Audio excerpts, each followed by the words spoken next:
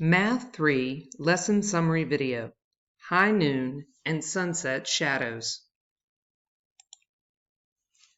This lesson is a Develop Understanding task, which is meant to introduce you to a concept, but not necessarily finalize rules or strategies.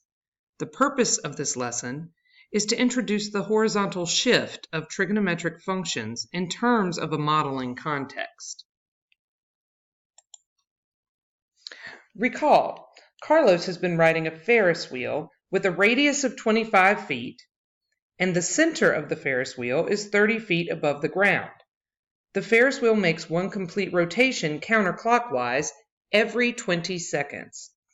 You may remember from previous lessons that the equation for the height of the rider on the Ferris wheel above the ground was determined to be h of t equals 25 times the sine of 18t plus 30. Remember, this was our amplitude, and it was the radius of the circle. That's how high up and how far down we're going. The 30 was the actual center of the Ferris wheel. The center of the Ferris wheel was 30 feet above the ground, and so we had our center here, and we said for the graph, this was the midline. And this number on the inside here, it gave us our angular speed.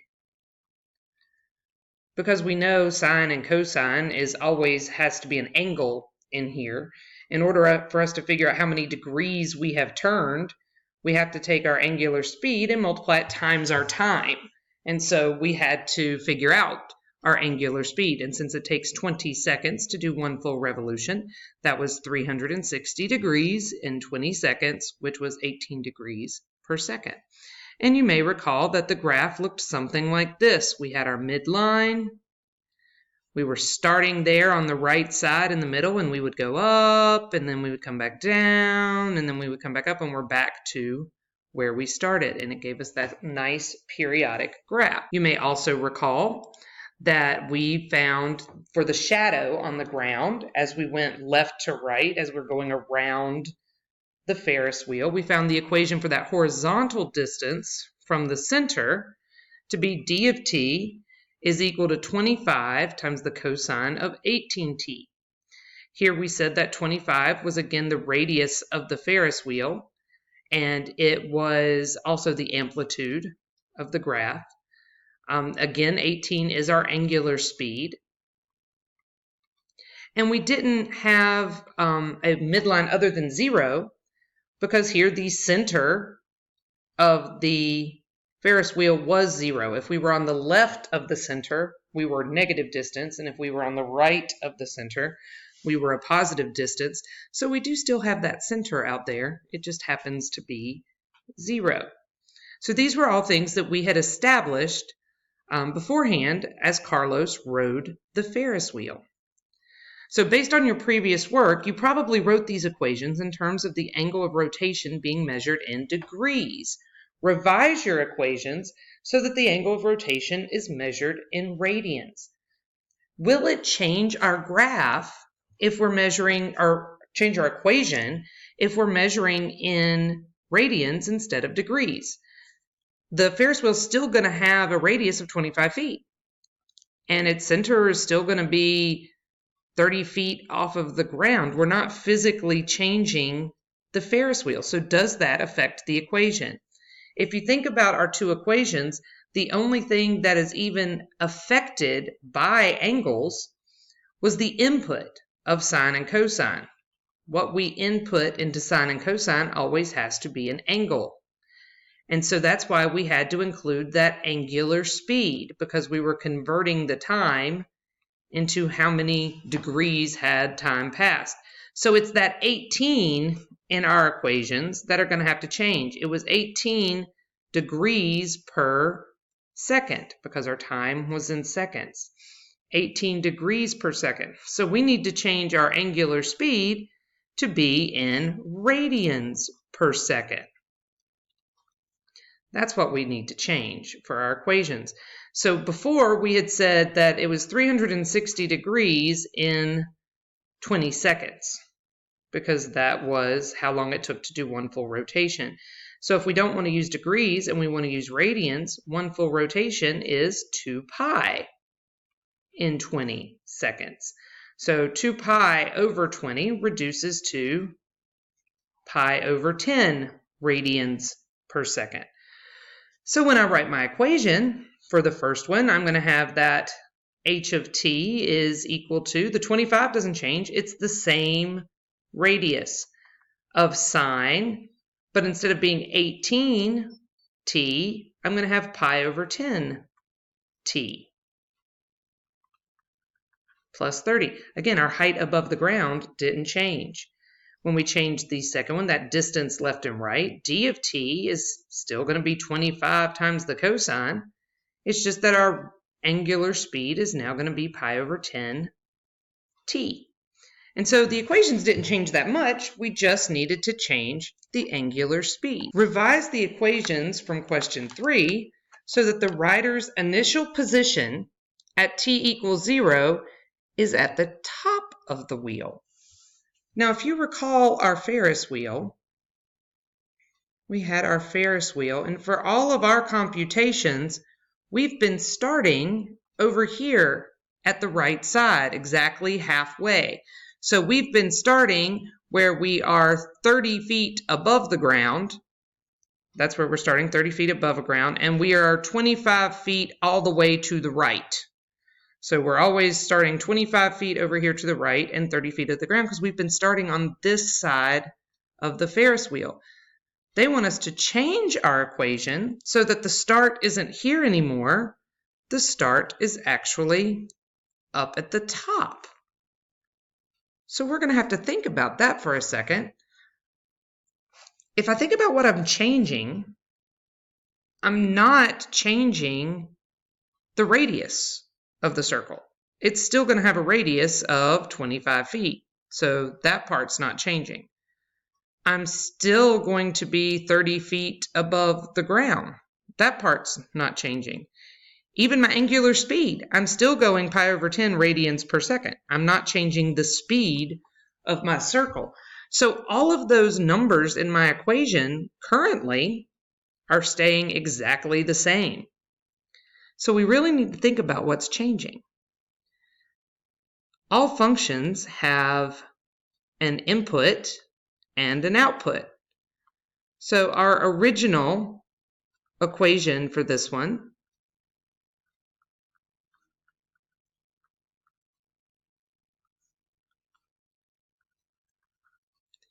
is 25 times the sine of pi over 10 times t plus 30. Our input is the time in seconds. And initially, when we were starting over here, if our time was 0, the output was 30 feet above the ground, because this would turn out to be 0, and 0 times anything is 0, and we're adding 30 to it. But now I want my t to be 0, but I want my output to be what the output was here. See, here we were 30 feet above the ground. Up here we were 55 feet above the ground. So here is where I need my output to be. In order for this to be 55, I'm going to have to multiply 25 times 1 instead of 0. Because 1 times 25 would be 25, and 25 plus 30 would be that 55. So the angle that has a sine of 0 is 0. Remember, this here has a sine of 0. Up here at this angle, the sine of this angle, 90 degrees, is 1. So I want my input to be 0, but I want it to have the output of 90 degrees. Or in this case, how many seconds did it take to get up to this point? This was, we said it takes 20 seconds to go all the way around. This is the 5-second mark. So I want its input to be 0, but I want its output to be what we were getting at the 5-second mark. So what I could do is change the number that I'm actually going to take the sine of. if I plug in 0 for my time, my starting time, that's great. That's just not the number I want to take sine of. I want to take the sine of the 5-second mark. So I'm going to add 5 to it. So my input number will be 0, but what I actually take sine of is going to be 5 seconds, which is going to give me that same output that I had at 5 seconds before. Let's try that with our cosine. It's the same thing. If I'm starting at the top, my distance to the left or right is no longer going to be 25. It's going to be 0 because we're right here at the middle, which was the 0 left and right feet.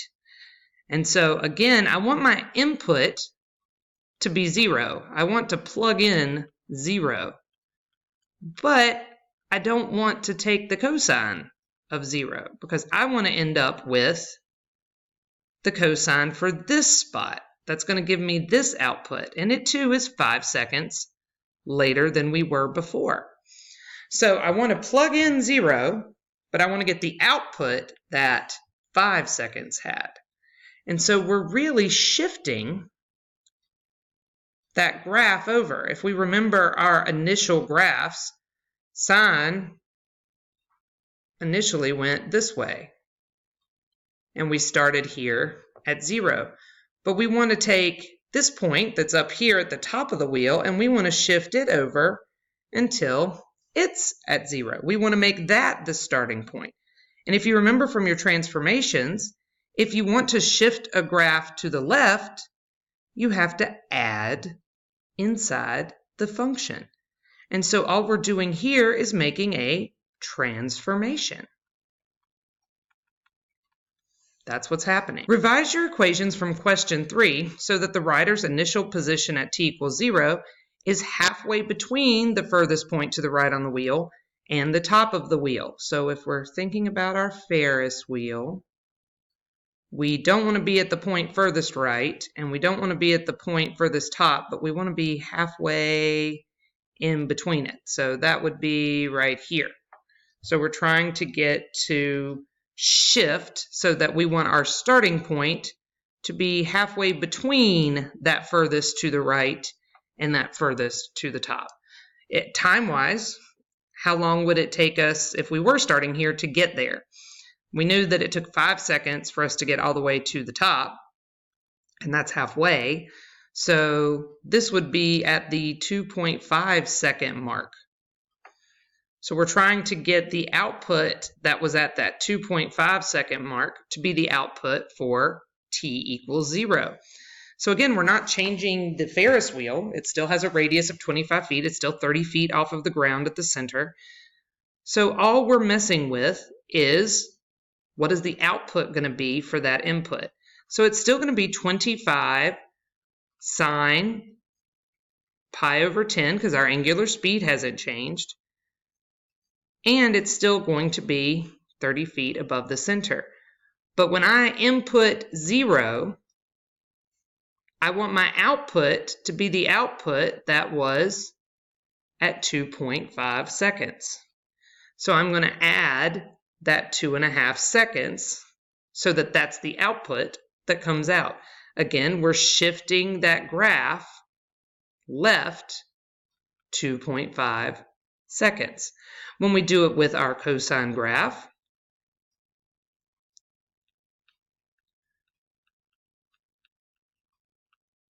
it will also be shifted by 2.5 seconds. Revise your equations from question 3 so that the wheel rotates twice as fast. Okay, so if it's going to rotate twice as fast, I'm changing its speed. So initially, it could do a complete turn in 20 seconds. But if I'm going to go twice as fast, 2 times as fast, that means instead of finishing a complete circle in 20 seconds, I'm going to finish a complete circle in 10 seconds. And so that's changing my angular speed. Now again, I'm not changing the radius of my circle, and I'm not changing how high it is above the ground, but I am changing that angular speed. How fast is it going? If it's doing a complete circle in 10 seconds, that means that we're finishing 2 pi, a full rotation, in 10 seconds. That's going to be an angular speed of pi over 5 radians per second. So when I write my equation, the height above the ground is still going to be 25 for its amplitude because our radius is still 25.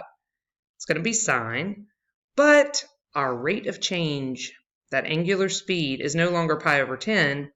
It's going to be pi over 5. Now, this time, we still are starting at that far right side of the circle, so I don't need to worry about shifting where it's starting, and it's still 30 feet above the ground. For cosine, still has a radius of 25, but our angular speed is pi over 5 instead of pi over 10. Revise your equations from question 3 so that the radius of the wheel is twice as large. So instead of having a radius of 25 feet, it's going to have a radius of 50 feet. And the center of the wheel is twice as high. So instead of being 30 feet off of the ground, it's going to be 60 feet off of the ground. So if we think about our equations, we did change our radius. So instead of 25, it should be 50. We did not mess with our angular speed though. So that's still going to be pi over 10. And we're not changing where we're starting from. We're going to start at the right-hand side, so that's not getting shifted any. It'll just be the time. But instead of being 30 feet above the ground, I am 60 feet above the ground. For our cosine, we changed our radius, and it's going to be cosine of pi over 10. But it's still left and right from the center at 0, so we don't have a center at 60. Its center is still at 0, so we don't have to add anything to it here.